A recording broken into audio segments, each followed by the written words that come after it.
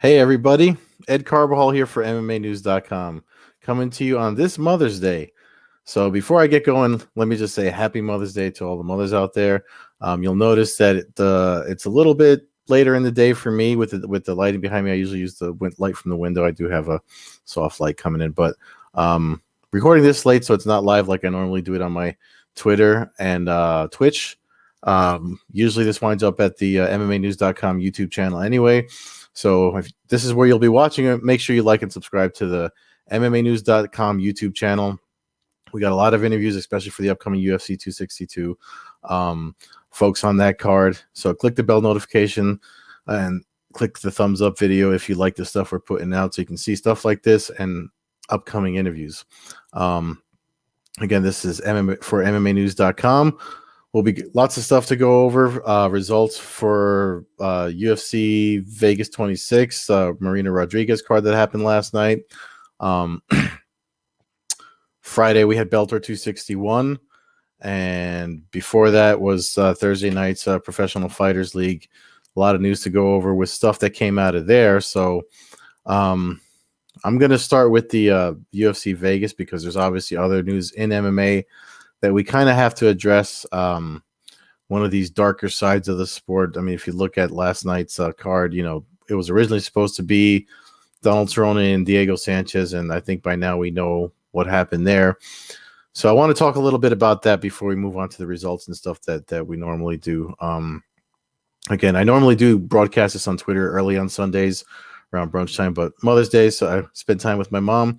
But make sure you do follow me on Twitter. I'll be resharing this and find me and all the other content I do for MMANews.com and the other websites I write for. So let's get into we didn't get the official main event booked for UFC Vegas 26, UFC on ESPN 24 or whatever it is. There's 5 names for stuff because the UFC puts out so many events these days. But I wanted to just kind of touch on this thing that's went on with Diego. Ultimate Fighter 1, he's should be a UFC Hall of Fame veteran. If you've watched, I know MMA Junkie has the audio out there from the video that they put on Diego's Instagram, whatever, of the phone call that pretty much got him released from the UFC and off of this card that was supposed to be last night against Donald Cerrone. And I know we're going to get into the results, but just right off the bat, I got to say I had Donald Cerrone picked to win, especially against a last-minute alternate. I thought him and Diego would have been a better all-out war type of fight. Especially, I think, if I'm not mistaken, I think that was supposed to be Diego's farewell fight for his contract anyway, to walk away from MMA before this happened. So, a lot has been come up, especially with the footage and stuff. I mean, it was literally coming up as I was watching Bellator, as I was watching PFL. This stuff about Josh Fabia, his trainer, guru, coach, manager, nutritionist, and all the other titles he takes up for Sanchez. One of the things, I was on a panel earlier in the week, Unleashed at the Walkout Network. Ant Walker, shout out to Ant Walker, the guys from SureDog for having me on. And we addressed this, and I feel like it's worth mentioning here. When a coach, especially when you're teaching other people martial arts, I mean, part of that is putting them above yourself.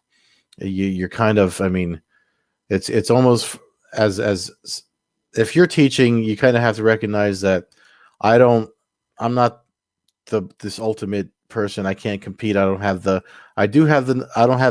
physical capabilities to compete, but I do have the knowledge to pass on to someone else. Especially if you look at the tenets of martial arts, it's to pass on the knowledge. Sorry, I forgot to mute my phone. I'm doing that right now. And it's not supposed to be about you. You don't make it about yourself at all.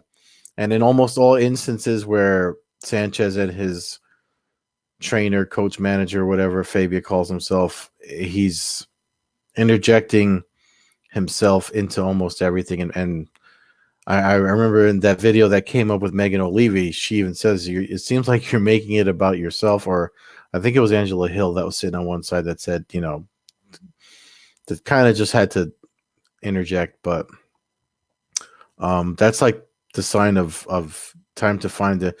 I know he left Jackson Wink in New Mexico to go to this guy, but I don't imagine it could be much worse than.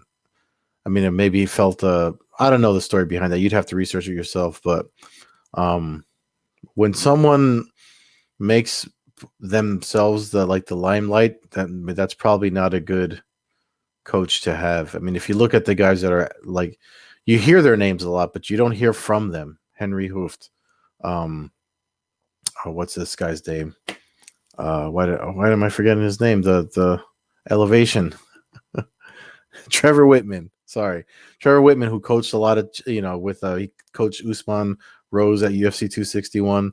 A bunch of names, lots of names of coaches and jiu-jitsu coaches. Same thing with jiu-jitsu. You talk about, I mean, you hear about the Danaher Death Squad, and Danaher gets interviewed a lot, and that's why you've heard from him, because people want to speak to the mind that has produced these great athletes.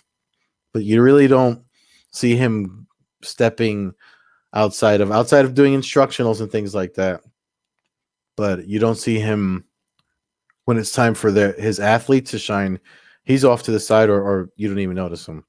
So, in my opinion, and because I don't want to get MMA news and getting messages and stuff from Fabio. From what I hear, he sends a lot of messages after things happen to folks. That's probably not a good person to be around. And the whole reason I'm using this to lead into the results from last night's UFC, just because, I mean, we wound up with an 8-fight card.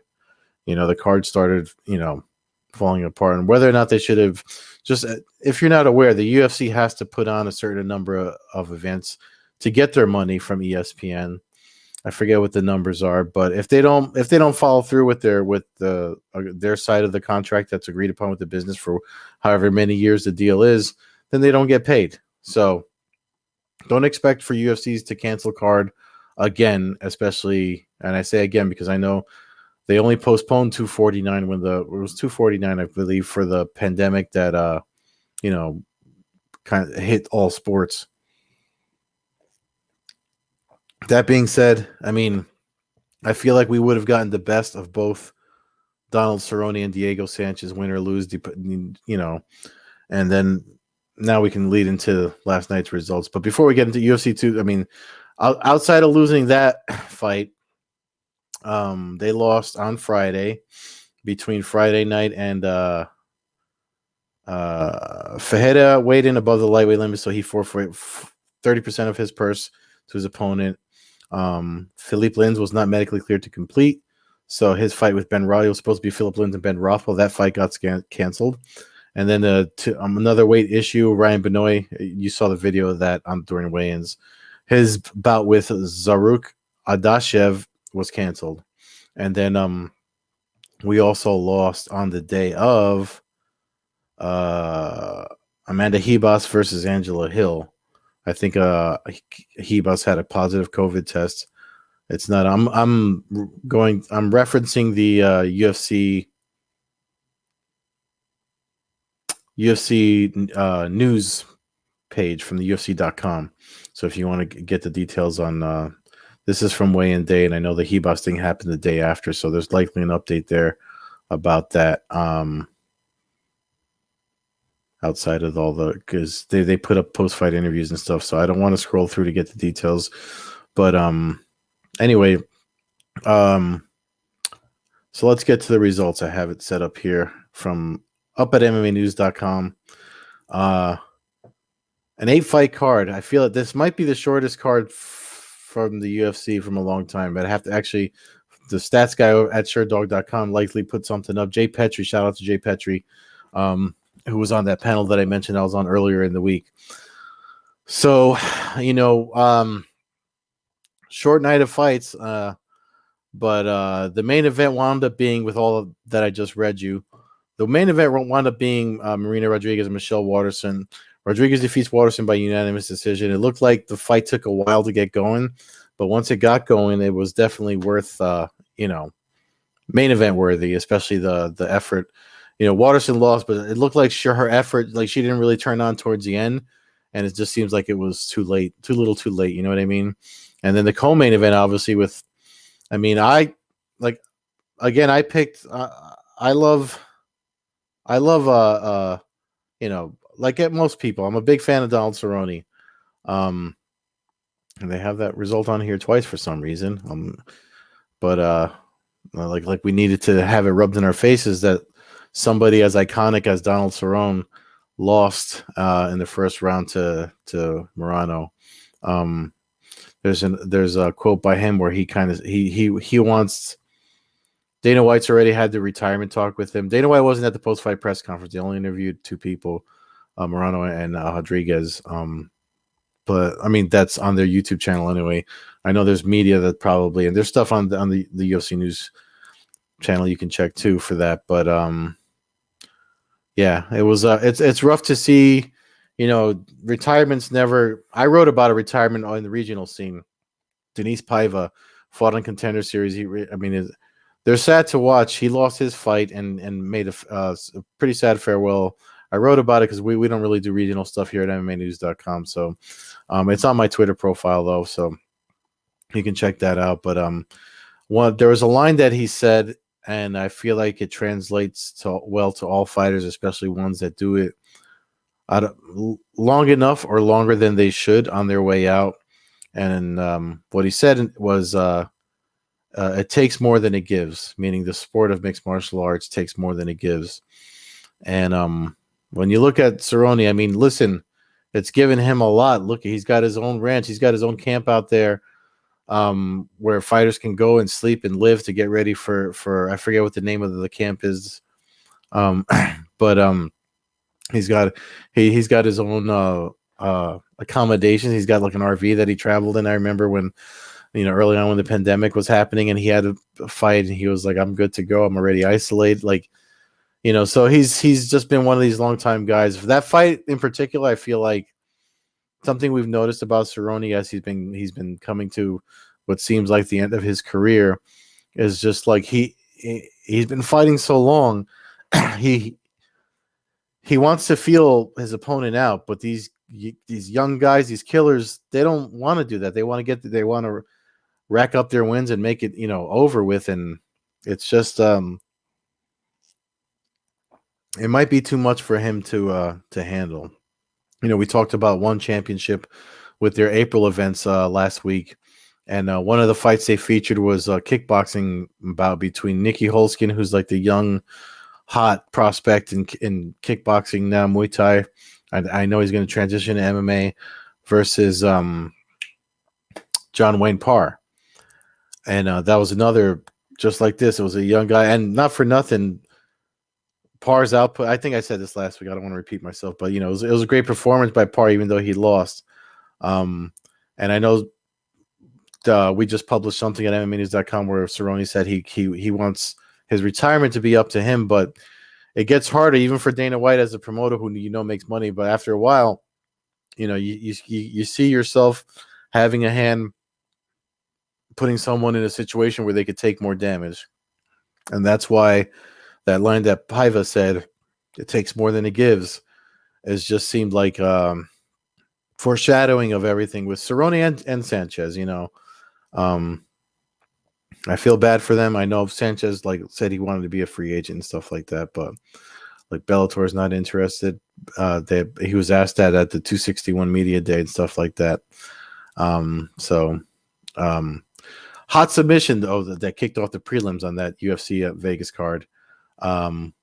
This anaconda choke by Carlston Harris, and especially when you get a first round sub like that, which is, I remember, I wish I could remember the journalist that did it. There was a journalist or one of these XL guys. He took stats. This was like in 2014, 2015. For one of the very first, it was at one of the very first outlets I ever wrote for. I don't think they're really around anymore, but one of the guys, he was again stats guy, just like Petrie, and took logged everything into Excel, and he featured that as far as submission wins, most submissions happen by round 2, because obviously sweat and stuff like that is a factor. And you could see that Anaconda submission that Harris pulled off was super tight because you know, he got it in the first round before they got too slippery for anyone to grind out of a hard submission. I mean, the guys that get them when they're sweaty like that, those are the guys that are really, really good. The glove helps too, just FYI for arm bars and stuff like that. You know, it's a sweaty hand and the wrist grab, you can slide out, but when the glove is there, you have something there that stops it from you know, causing the or being able to escape. So that was 8 fights. There's not much to go over. Those were the only one. There was 3 and then the Gregor Gillespie win. Again, I mean, with the thing, you know, it was Fajeda that missed weight, right? If I'm looking at the news article from MMA News, I'm sorry, from the UFC News.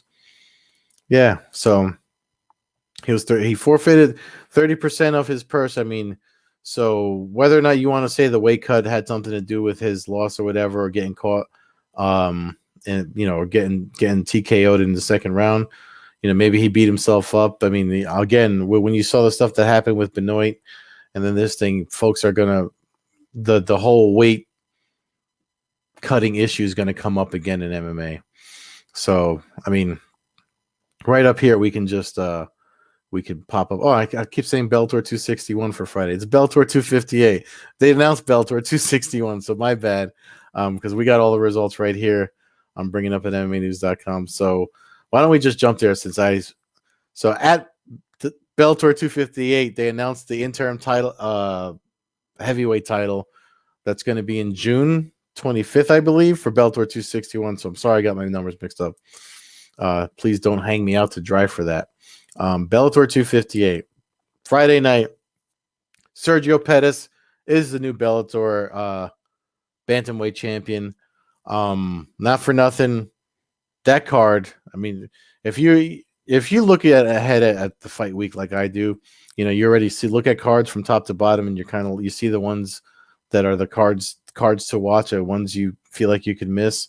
I mean, I was still on board for UFC Vegas until it came to an 8-fight card. Still watched it though. Obviously, I mean, it was great fights, but UFC 258 delivered. I don't know why the hell I keep doing that. UFC 258 delivered. First of all, I mean, we actually have the highlights up on here, as you can see. I'm going to play this because I don't know if they're going to have the image of it up. I'm just scrolling through because the image came out afterwards.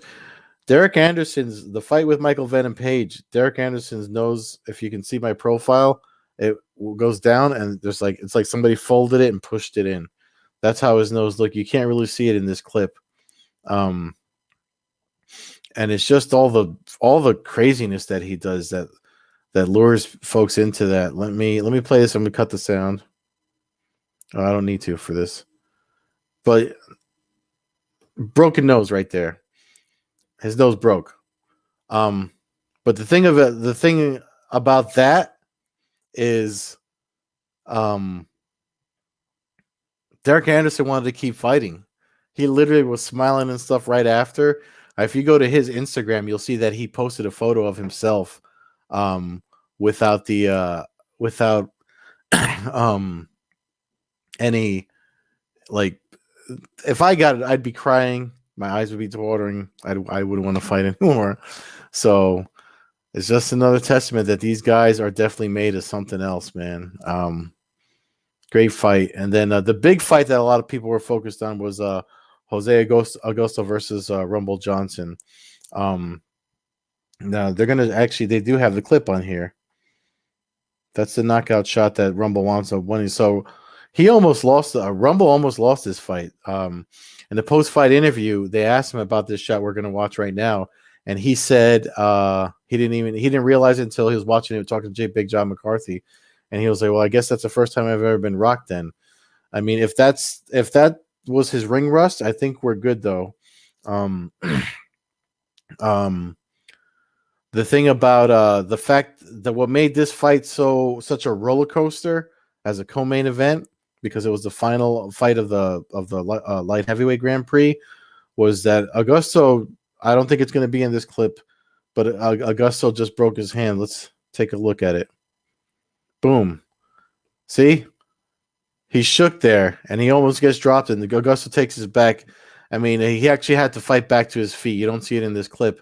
But, man, it would have been an upset. And you know what's funny? I didn't even notice now that we're watching it. He throws his right hand there. But something happened earlier before this that Augusto threw the right hand, and Johnson put his head forward, and the last two fingers struck that made it painful for Augusto to throw his right hand again. So but he throws it there. Obviously, he must have gotten an adrenaline rush when he shook Rumble like that. And another thing that I know, it's not, the clip is not, that's the shot of the finishing shot of when Rumble knocked out Augusto, which is up on all their socials now anyway, if you go look for it. But before we talk about the title fight, one thing I want to say is that in that first round too, so you see how he clips him and they scramble. There's a point where Johnson, he takes Johnson's he tries to take his back. Somehow Johnson reverses him, and then Augusto does like some sort of guard or plays an open guard. And there's a point where he grabs Johnson's wrist and reaches over to try to do somebody should ask Scott Coker if Augusto's hand was all right. I'll probably find out about that in a little bit, actually, now that I'm thinking of it. But he reaches and grabs the wrist and shoots over for the Kimura and then lets it go, because I guess when the adrenaline stopped pumping, he felt his hand again, because you need both hands. You have to have both hands to do the double wrist wrap for the Kimura. So he goes for it, and then he lets it go. Great fight, man. That definitely delivered. The whole card delivered. There was a lot of stuff on there. If you didn't even watch the prelims, definitely check out the prelims on the Bellator MMA YouTube channel. I might have to see if we can start putting that up on the website here for folks that aren't aware that you can watch them both there and the Showtime Sports YouTube channel. And then we have all these clips from the 5-round war between. I'm not going to show them all to you, just because it's just it's a lot of counter punching. I mean, not for nothing, man. Except for the takedown. I think we have that on here, right? 30 seconds between. Yeah, we don't have the takedown on here. What's that? Sorry, I'm muting it so we don't get hit with any sort of checks or copyright stuff. We're just seeing you can watch this really quick just to see. This was pretty much, you see that right there. It was all counter punching, strong shots like that. I mean, I was super impressed with Sergio Pettis. You know, people keep talking about that this is Anthony Pettis' brother. Now that's over with. He is the Bellator's bantamweight champion. Cool thing about that, Rafael Stotts, who was on that card, also on the card, won his fight. You know, with the Bellator rankings, he's going to move up, and you know, Pettis was as a champion should. I'm ready to take on all challengers, whomever comes at me, whatever. So if he wants to be a great, you know, the training partners, whatever, we can set business aside, do what we got to do. But you know, Rafael Stotts was flat out, which I thought to me, for martial arts and training and stuff like that, I thought it was the coolest thing ever. He was like, no, I'll be the gatekeeper. You know, if I got to be the number one guy for a while, then I'll be the number one fighter. And, you know, they got to get through me to get to the title. And I thought that was, you know, it's one of these things in martial you don't see often, especially when you know, it is an individualized sport. But to me, that's one of the beautiful things about competitive sports and mixed martial arts in particular. So shout out to Rafael Stotts too, who also picked up a win on this card. He was on the prelims, actually, unanimous decision against Josh Hill. There was Patrick Mix who got a win on Albert Morales. It's almost, I mean, I've never seen this. I've always particularly, I mean, again, I'm a Bellator shill. I don't mind admitting it because I really like their product. But I always find their prelims to be very exciting because it's almost like this weird. It's almost like, you have people say regional MMA and pro MMA. Well, it's regional MMA is pro MMA, but people like to, if they're not in the PFL, Bellator, UFC, people like to kind of like downgrade it. But Bellator's prelims to me, I guess because of the region in the Northeast, they pull a lot of fighters out of this area. But for me, it's always nice to see. It's like almost between regional and big league MMA, their prelims before their main card, which is all their like a lot of stars are made on the Bellator prelims, is to me anyway. So I always enjoy a Bellator card. So I'm hoping to get to their June event, Lima Asimov fight. And then before that Thursday, I know we backtracked from last night to Thursday. I usually like to come to last night, but I'm sure you heard about this. The PFL main event, Fabricio Werdum's debut. I'm sure you've heard about it by now. About maybe not everyone knows that Werdum that night they appealed it to the commission. New Jersey Athletic Commission is going to look at it here in my home state of New Jersey. Shout out to New Jersey and your high ass taxes and gloomy ass weather. That's why it's a little darker than normal. You guys are normal to seeing. Of course, Kayla Harrison came in on level 20 when the limit is 10 and did what she does. Brandon Sales, here we go. He submitted Muhammad Usman's brother. Check out those highlights there. You can see right.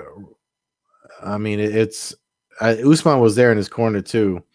Kamaru Usman's brother. I'm sorry, he knocked out Muhammad Usman. And then he submitted him to pick up his win. This is Kayla Harrison dominating her opponent. I thought this was an interesting post-fight interview she did. I'm going to play it so you could. Oh, that's right. I don't want to get hit with a copyright, but it's only 1 second, so.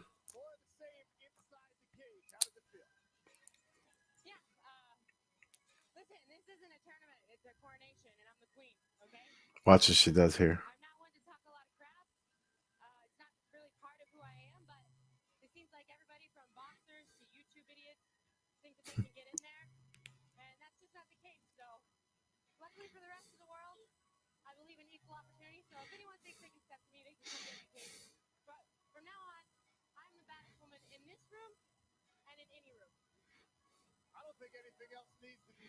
Word. Couldn't have said it better. I love it. I love it, Kayla. Keep doing it. I think she meant any room she's in.